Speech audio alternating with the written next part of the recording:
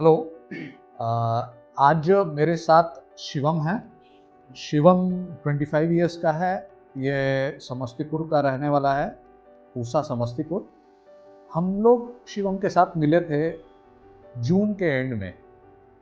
और जब शिवम मेरे पास आया था तो उसको अपने लेफ्ट नी में इंस्टेबिलिटी का कंप्लेंट है, यानी लचक था। वो चलने में अनइवन सरफेसेस पे या फिर सीढ़ियों पर एक फियर ऑफ फॉल लगता जैसे कि गिर सकता है, लचक आ गई थी।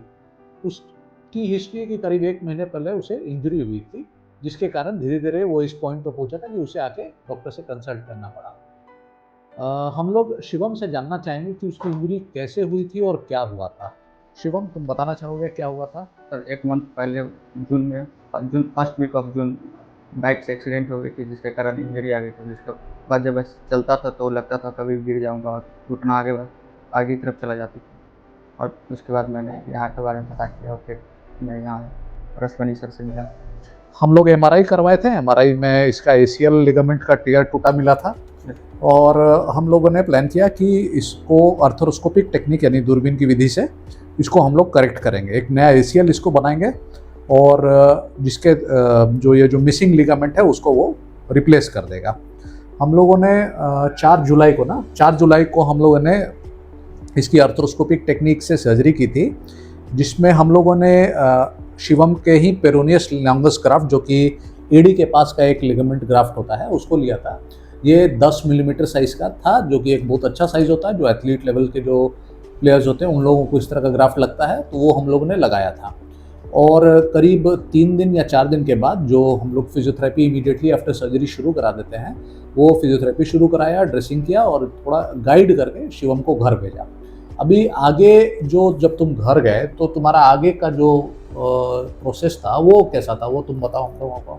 घर जाने के बाद सर ने जैसे बताया था वैसे मैंने फिजियोथेरेपी की और थोड़ा बहुत चलना शुरू किया, अच्छे डाइट ली और दवा को टाइम पर लिया और फिर रेगुलर चेकअप किया। उसका कुछ दिन बाद फिर फिजियोथेरेपी चालू हुई। जो डॉक्टर्स आते थे वो फिजियोथेरेपी कराते थे और 3 मंथ बाद पूरी तरह से मूवमेंट पूरा कितने दिन में तुम्हारा आ गया था? ऑलमोस्ट 1 मंथ बाद। 1 मंथ में पूरा मूवमेंट हो गया था तुम्हारा। तो ये मूवमेंट तुम खुद ले आए थे या फिर फिजियोथेरेपी की जरूरत पड़ी थी इसमें? 70% खुद आ गया था और बचा हुआ जो था 70% खुद आ गया था। फिजियोथेरेपी वाला ने करवाया। जो हम लोग सर्जरी के बाद एक वॉकर दिए थे तुमको, वो वॉकर कितने दिन तक तुमको रहा था? बस 1 मंथ। 1 महीने के बाद वॉकर की जरूरत नहीं पड़ रही थी। पेन वगैरह का एक्सपीरियंस कैसा था सर्जरी के बाद? बस शुरुआत तो 1 मंथ रहा, उसके बाद धीरे धीरे पेन लगभग खत्म हो गया था। और पेन का सीवियरिटी कैसा रहता था? बहुत सीवियर पेन होता था? शुरू में बस 10 दिन जो थोड़ा दर्द हुआ, उसके बाद फिर नॉर्मल जो दर्द होता है। दर्द की दवाई की जरूरत पड़ती थी? नहीं पड़ती थी। जो सीढ़ी चढ़ने का या चलने फिरने का कॉन्फिडेंस है वो कितने दिन में आया? ऑलमोस्ट 2 मंथ बाद। 2 महीने में आ गया था, मसल स्ट्रेंथ बन गया था। अभी क्या क्या एक्टिविटी कर पाते हो शिवम? मैं सीढ़ी पर चल पाता हूँ, बैठ पाता हूँ, बाइक चला पा रहा हूँ, साइकिलिंग कर पा रहा हूँ और थोड़ा बहुत लॉन्ग वॉक लगभग 8 किलोमीटर 10 किलोमीटर तक कंटिन्यूस चल भी पा रहा हूँ। अच्छा, 10 किलोमीटर चलते हो? Nice, very nice. और थोड़ा बहुत हल्का फुल्का रनिंग शुरू कर रहा है। तो अभी जैसे 6 महीना होने को है शिवम को, और 6 महीना में जैसे मैंने कई बार पहले भी बताया है कि 6 महीने का समय अच्छा समय होता है जब ग्राफ्ट हड्डी के साथ जुड़ जाता है, और तब वो एक परफेक्ट टाइम है जिस समय पेशेंट्स रनिंग वगैरह शुरू कर सकते हैं। तो शिवम बाई प्रोफेशन एक वकील है, और हालांकि ये प्रोफेशनल स्पोर्ट्स पर्सन नहीं है, लेकिन इसको क्रिकेट खेलने का शौक है। तो मेरा इसको यही सलाह है कि अभी 6 मंथ ऑनवर्ड्स ये ग्रेजुअल रनिंग शुरू करे, और बाय द 7th मंथ ये प्रॉपर अपना स्पोर्ट्स के लिए एंट्री करने लायक हो जाएगा। तो एक शिवम एक एग्जाम्पल है कि किस तरह से सर्जरी की जाती है एसीएल का, क्या तकलीफ होती है और किस तरह से लोग वापस नॉर्मल लाइफस्टाइल में आ पाते हैं।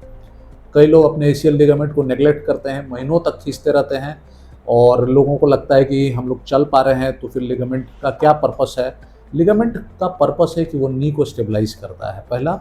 दूसरा, अगर लिगामेंट नहीं रहता है तो जो जांघ की जो मसल होता है, जो क्वाड्रिसेप्स मसल, उसका वेस्टिंग हो जाता है, जिसके कारण जो लचक जो शुरुआत में कम लगता है with due course of time बढ़ जाता है, और जिसके कारण अनइवन सरफेसेस पे चलना मुश्किल हो जाता है। तो हम लोग फिर मिलेंगे शिवम से कुछ दिन के बाद, है ना? चलो, बेस्ट ऑफ लक।